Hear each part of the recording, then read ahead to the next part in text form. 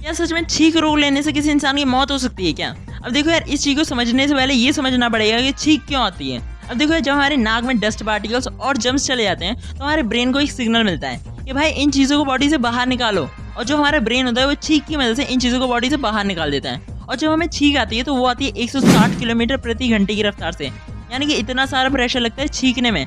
जब हम छींक रोक लेते हैं तो इतना सारा प्रेशर बॉडी के अंदर रह जाता है, जिसकी वजह से गले में छेद हो सकता है, कान के पर्दे फट सकते हैं, आंखों इनमें से लाल होकर फूल सकती हैं, ब्रेन में इन्फेक्शन हो सकता है, लेकिन आप मरोगे नहीं, शायद। ये क्या बात करता है यार। नहीं, सोचिए मत, सब्सक्राइब कीजिए।